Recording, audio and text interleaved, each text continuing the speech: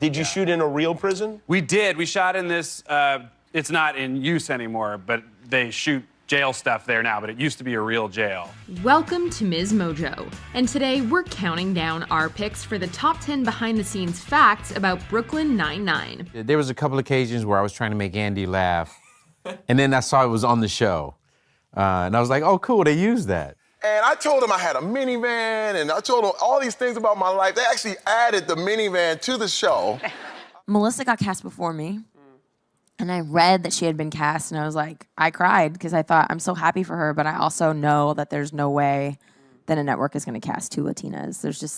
It doesn't happen. There's only one of us ever. For this list, we'll be looking at behind-the-camera tidbits that will only make us appreciate the team behind the 9-9 even more.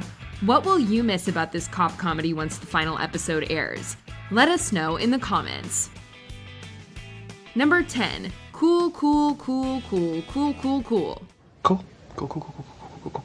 No doubt. Melissa Fumero, who plays Amy Santiago, shared the origins of Jake's notable catchphrase on Twitter. The actor used to say it between takes to make his castmates laugh before it was written into the show. This isn't the only part of Andy Samberg reflected in his character either. Okay. Cool. No doubt. Both Andy and Jake are huge Die Hard fans, and the police theme is ideal for living out their John McClane-inspired fantasies. Charles, this is the floor that John McClane ran on with his bare feet. Take my picture with it! In fact, the cast still hopes that Bruce Willis might make a cameo before the series finale. Who would you like to see on the show that hasn't appeared yet? Yeah. Well, the number one get is Bruce Willis. Bruce Willis. We should start a public campaign. Social media has worked wonders for this show before. Perhaps it can pull it off again. Number 9. The bidding war that got the show on air. I'm not becoming like them. I am them. Hey, what are you doing, weirdo? Michael Schur and Dan Gore initially pitched their show to the 4 major networks without a script. Clearly, their idea was strong enough that all 4 wanted it, and a bidding war ensued. So let's start the bidding at $10. Okay, started way too low. Ultimately, Fox won and aired the show for 5 seasons before controversially canceling it. I have 85. Do I have 90? I have 90 from the man with the face at table 4. This is terrible.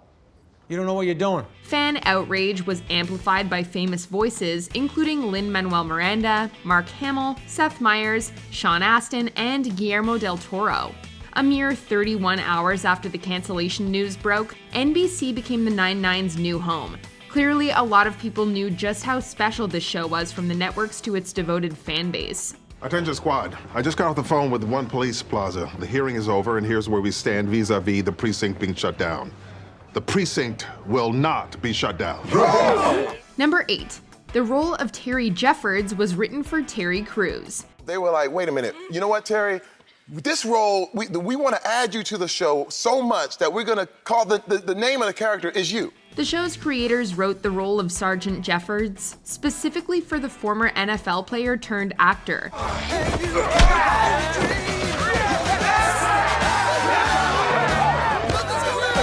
They even convinced him to take the role by pointing out how sucky it would be if another actor played a character named after him. We also see elements of Crews in the character, from a nod to his former football days to his talents as an artist. Sarge, that painting is tight. It's terrible. The brushwork is sloppy, it's poor use of negative space. I'm a fraud. Not at all. I'd like to take this home for my husband. Sadly, the racial profiling episode was also based on something that happened to the actor in a hotel the day before his Senate testimony. What's going on, buddy? Oh, hey. Whoa, don't move.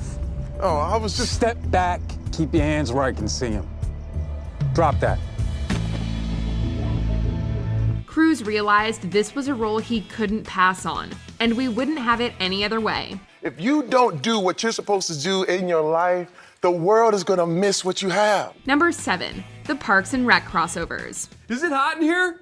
I feel hot. Are you guys hot? How you guys doing? I'm good. You guys got any snacks? Like the networks, the cast also wasn't presented with a script when they were first told about the show.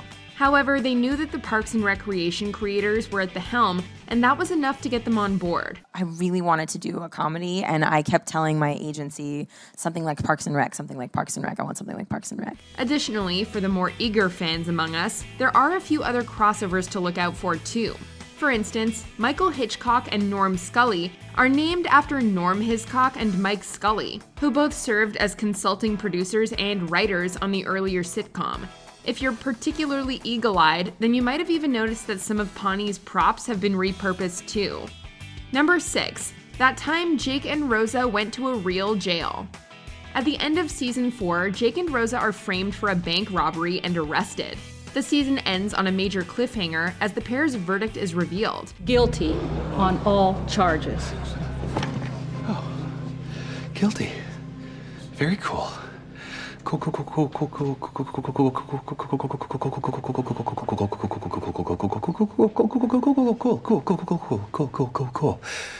Cool. So when we returned for season 5, the first few episodes showed the duo behind bars.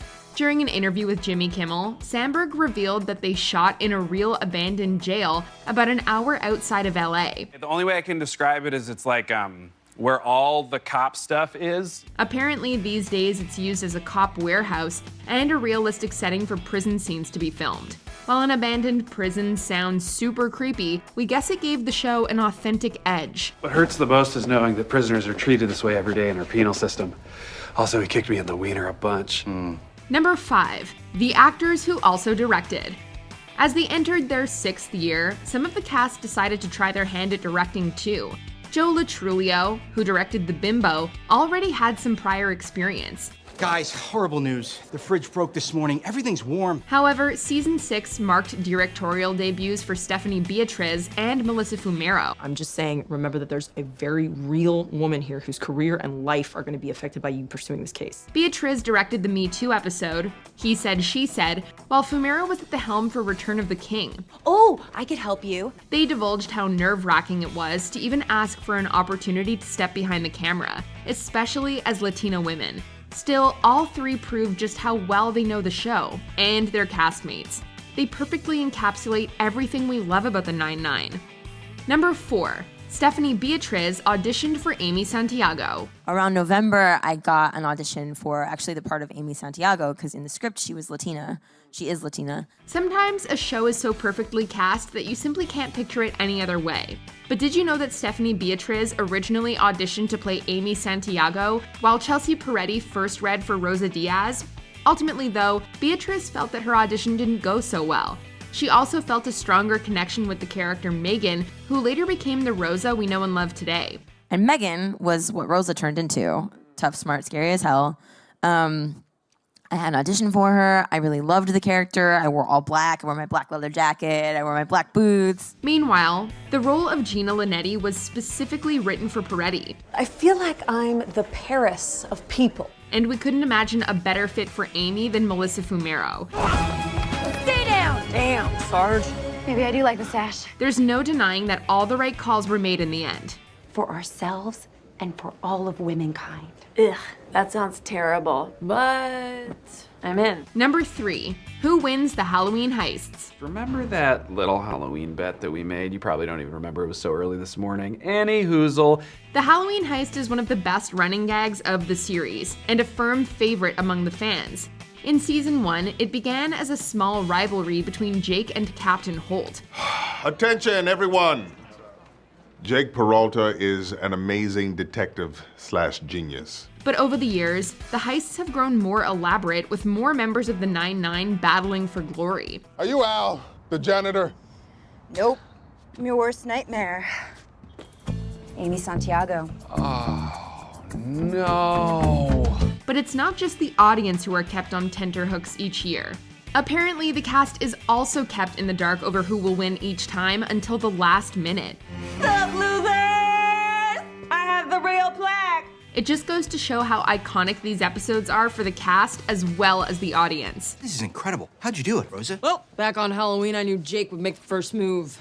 and I had to be ready. Number 2, the cast underwent real police training. This whole training simulation is make-believe. We shoot paint at fake bad guys. It's called acting. Tell me how I'm any different than George Clooney. Even though this is a comedy series about cops, the creators still wanted it to be authentic. So they sent the cast to a boot camp where they were given actual firearm training by the Glendale Police Department. Hey, Ronnie. They upgraded you from bystander to perp. That's great, man. Thank you. I'm gonna blow your brains out. Andre Brower, who plays Captain Holt, told Flair that it was important to play believable cops to support the show's comic foundations.